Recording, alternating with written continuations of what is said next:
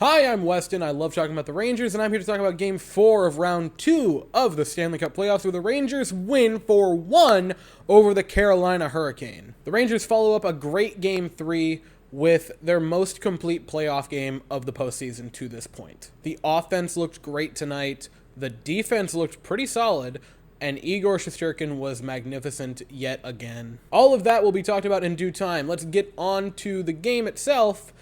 And before that, we kind of got to talk about Game 3 at the very end, because I don't know why I didn't talk about it in the last video, but regardless I didn't. Max Domi decided to take some swings and cross-checks at Ryan Lindgren after the whistle, the final whistle of Game 3, after the game was over. The game had ended. It was over. And he started to poke the bear. Ryan Lindgren responded and threw him down. And there was some shenanigans. Tony DeAngelo started chirping. Gerard Gallant was not pleased with that, and he said as much in his press conference after the game.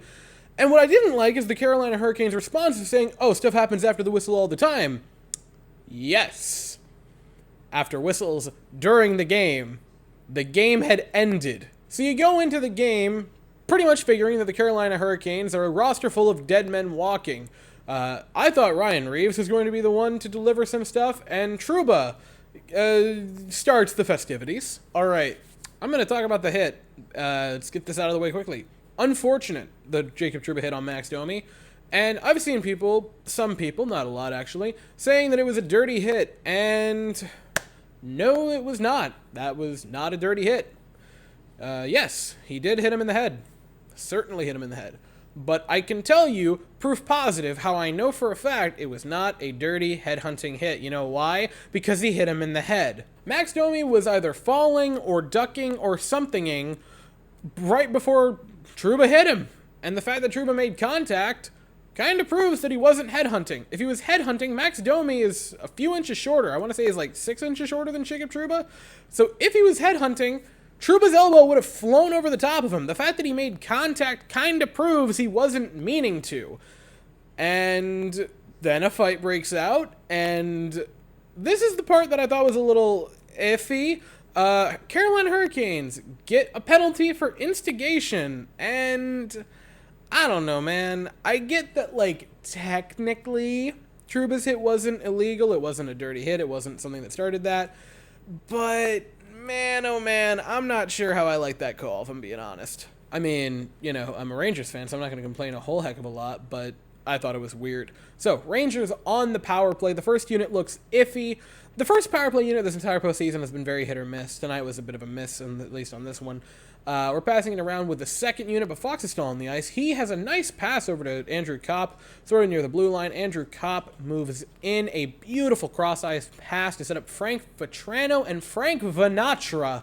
A beautiful snipe past Antti Ranta, and the Rangers are up 1-0. Second goal would come later on in the first period. Rangers just pounding away, winning puck battles in the Carolina Hurricane zone. Our forecheck is underappreciated and just underpraised, if I'm being honest. I don't do it nearly as much as I should, but when they forecheck and they're on their forecheck, it is relentless, and they are pounding away at it. Kreider gets a shot, his stick breaks. He just sort of kicks the puck over to Andrew Kopp. He heads out, sort of towards the blue line, sets up Ryan Lindgren, who comes in, a beautiful shot, and they say Fox tips it. And I think they're right, but this was one of those goals that give it to Ryan Lindgren. Come on, give him a bone here. It's Fox's goal, but everyone celebrated with Lindgren. Regardless, the Rangers are up 2-0. So you head into the second period, and Ryan Lindgren, again, kind of getting unlucky. Shot on Antti Ranta. It sort of stopped, but it's not held by Ranta. It just trickles behind him. He's in his terrified, I think I have the goal. So you go into the second period, where the Rangers will take a 3-0 lead. So you head into the second period. Ryan Lindgren with the puck takes a shot on net, stopped by Antti Ranta, but it's not covered. He's in his horrified, I think I have the puck goalie stance, and Mika Zibanejad comes flying in at 1,000 miles an hour and says, no, you don't. And Mika Zibanejad scored a goal in the blue paint. And when I say in the blue paint, I don't mean, oh, he's being a net front presence. I mean, he is behind the goaltender. So you have a 3-0 lead going into the third period. You think you're in cruise control. Now, the Hurricanes would get a goal back and end up making it a 3-1 game. We would end up winning 4-1. But this goal for the Canes was more so the Rangers shooting ourselves in the foot with just bad and sloppy puck possession. We did not take care of it. We didn't really take care of it much tonight, if we're being completely honest, but this was the only one that ended with a premium scoring chance that I can think of off the top of my head for the Hurricanes. And yeah, it was basically a 2-on-1 at point-blank range with Teravainen and Aho. Those are two very good players. You're not stopping that. And by the way, the shot by Teravainen was simply a thing of beauty off the top of the cross. He just roofed that thing. It was against Igor and it was against the Rangers, but man, it was beautiful.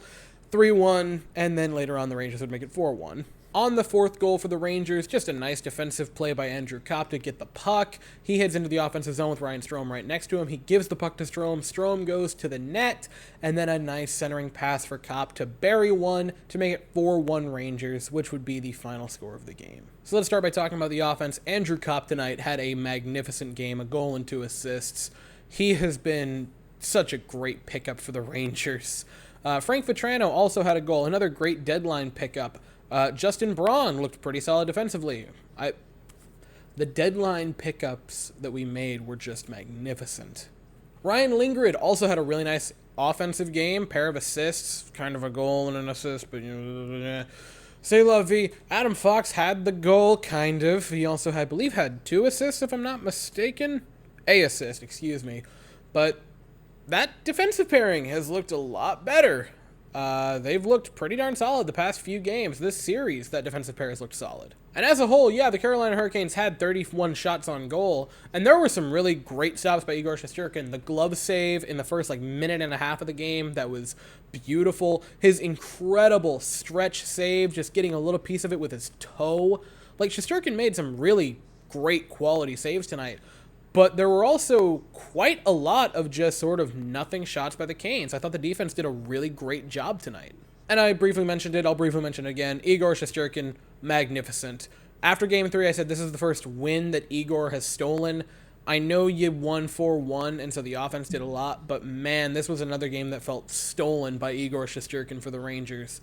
And, man, we as a fan base, the Rangers said, if we can get Igor rolling and the offense and defense can just pull their own weight, it's deadly.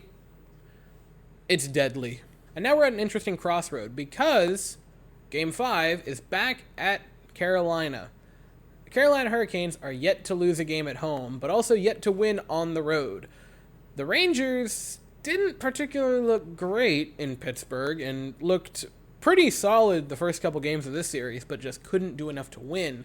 But now you're going to have 2 games of momentum, winning both of them here, knowing that if you win Thursday, when you bring it back Saturday, you could clinch the series and send us to the Eastern Conference Finals. Again, that's saying a lot. That would require us winning 4 consecutive games against the Hurricanes, which is a tall order if we're all being honest with each other. But, man, I didn't think we looked particularly terrible in either of the games. The first 2 in Carolina, we looked pretty good on Sunday, and we looked absolutely fantastic tonight. I don't know. Maybe I'm arrogant. I feel surprisingly good going into Game 5. That's in Carolina on Thursday, 7 p.m. Eastern, and I'll be here afterwards to talk about it. I think that's all I have to say for the evening. So, thank you all so very much for watching. I hope you all have an absolutely fantastic day, and as always, go Rangers.